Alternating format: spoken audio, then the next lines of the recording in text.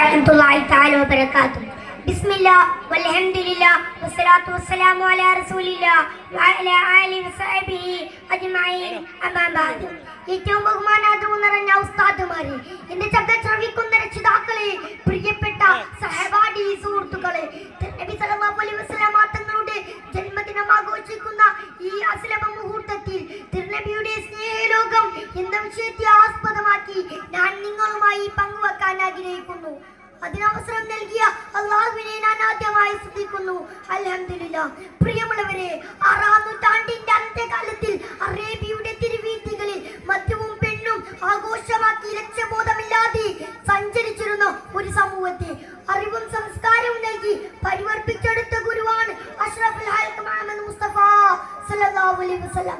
ആത്മാവിന്റെ അന്തരങ്ങളിൽ അഭ്യർത്ഥനകളുടെ അമരത്തിരുന്ന് മാലോകരുടെ മലതലത്തിൽ മാനിച്ചു കൊട്ടാരം തീർത്ത ആ ഹബീബിന്റെ സ്നേഹലോകം ഇത്ര വിശാലമാണ്.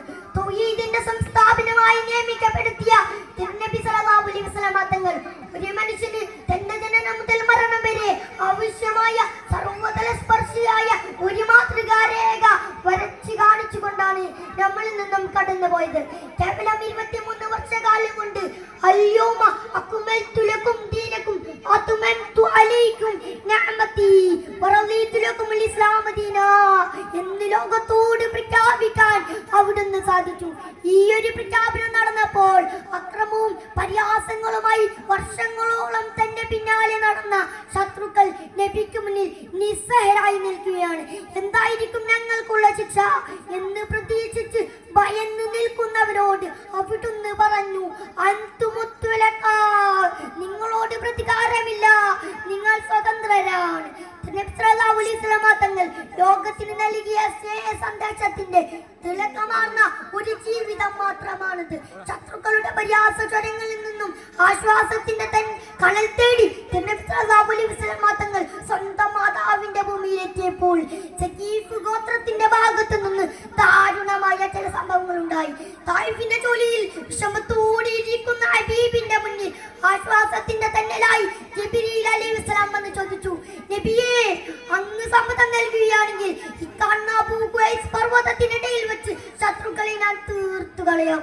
കാലിൽ രക്തമൊലിച്ചിട്ടും ആക്ഷേപങ്ങളേറെ കൂരിച്ചെറിഞ്ഞിട്ടും അവിടുന്ന് പറഞ്ഞ മറുപടി വേണ്ട എന്നായിരുന്നു. ശത്രുക്കളോട് പോലും മാപ്പ് നൽകിയത് അവിടുന്ന് കാണിച്ച സ്നേഹ സന്ദേശത്തിന്റെ ഒരു ഉദാഹരണമായി നമുക്ക് മനസ്സിലാക്കാം. അക്രമങ്ങളുടെയും ആൾക്കൂട്ട കൊലപാതകങ്ങളുടെയും പിന്നാമ്പുറം പരിശോധിച്ചാൽ മദ്യം ഒരു വില്ലനായി വരുന്നത് നമുക്ക് കാണാൻ സാധിക്കും.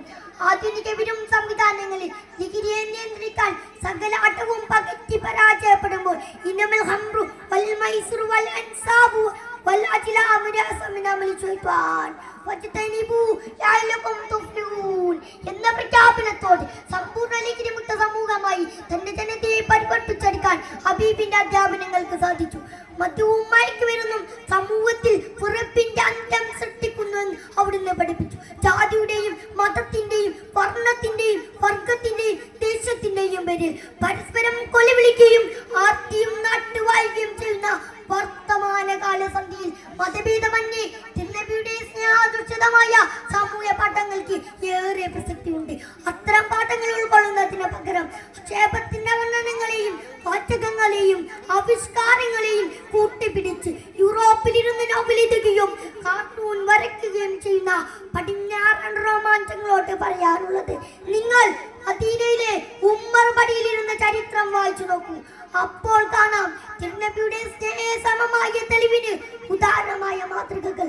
ചുരുക്കത്തിൽ തിരുനബിയോടുള്ള അടങ്ങാത്ത അനുരാഗമാണ്, ആത്മദൃശ്യമാണ്, ആത്മബന്ധമാണ്, ആകെയുള്ള ആനന്ദത്തിന് നിദാനമെന്ന് മനസ്സിലാക്കി തിരുനബിയോടുള്ള സ്നേഹം മനസ്സാവാചാകർമ്മണ ഉൾക്കൊണ്ട് മുന്നേറാനും മുത്തുനബിയെ അനുധാവനം ചെയ്ത് പൂർണ്ണ മഹബത്തിലായി ജീവിച്ചു മരിക്കുവാനും അല്ലാഹു തആല തൗഫീഖ് നൽകട്ടെ എന്ന് പ്രാർത്ഥിച്ചുകൊണ്ട് എന്റെ വാക്കുകൾക്ക് വിരാമം കുറിക്കുന്നു.